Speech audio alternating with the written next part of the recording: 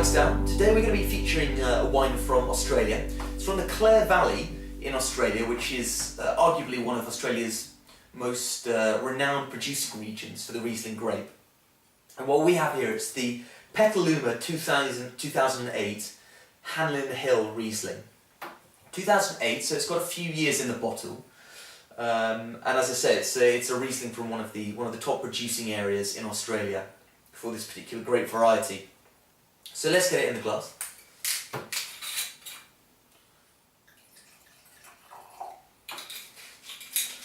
Okay, let's see what we can pick up on the beak first. Wow, okay. I'm getting some serious citrus.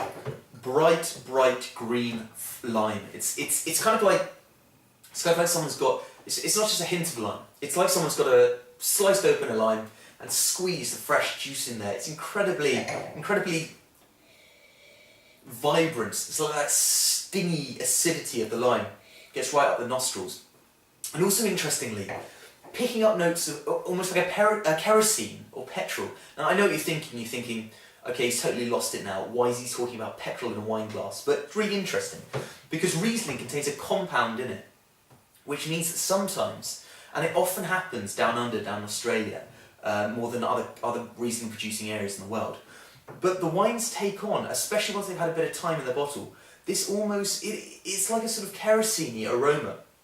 And it's actually quite nice. Some people may not like it, they find it a bit overpowering, but there's a whole bunch of people who really love it and embrace it. So what I say is don't be put off by it.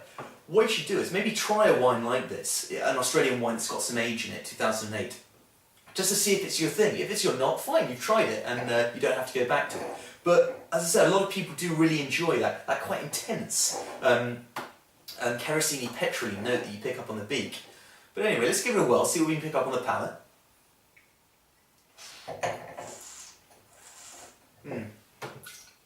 That lime is definitely coming through.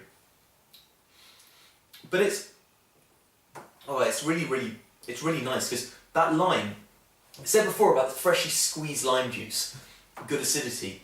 It's not sour. You get the lime, so you get this lovely piercing acidic fruit, but there's a roundness there, which means that when you swallow, you're not left feeling like it's too sharp or too sour. It just develops into a nice, long, rewarding sort of finish that goes down your throat and leaves your mouth with this lovely citrusy fruit in there. What's also really coming through on the palate is minerality. I speak about this often with Riesling, but this earthy, kind of stony flavour that's coming through. And the reason for that is, as I mentioned earlier, this is the Hanlin Hill Riesling. And the soil in this vineyard site is predominantly made of slate. So much like in, for example, the Moselle region of Germany, which are renowned for producing some of the world's classiest Rieslings, similarly they have slate, and it really comes through. You can taste it in the wine. And this is what this wine here has also got that on the palate.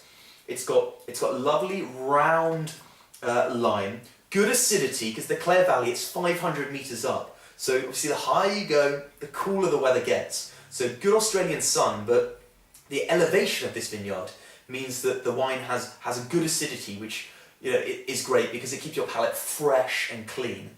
And you also get that minerality. I'll tell you why I like this wine. It's because it doesn't overcomplicate things. You get a good, clean, piercing lime fruit. You get that stony, slaty minerality and good acidity. I think this would be a great food wine because it's quite focused and almost quite austere. I don't think it would go well with all foods, but something like oysters. When you crack open an oyster, what do? Squeeze a lemon, down it goes. And I think that wine would go beautifully with it. The saltiness in the oysters would be complemented nicely by the acidity of the wine, which will stand up nicely to that salt.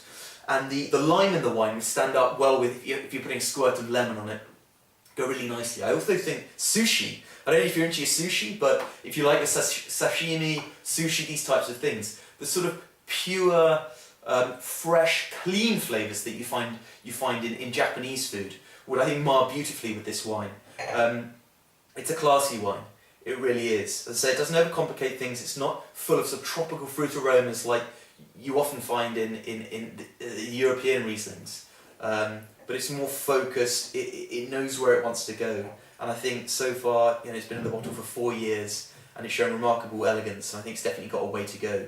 So, if you want to try a typical Clare Valley Australian style with petrol notes coming through on the nose and a really focused wine that's great with seafood, I really recommend you give this one a go. So, cheers.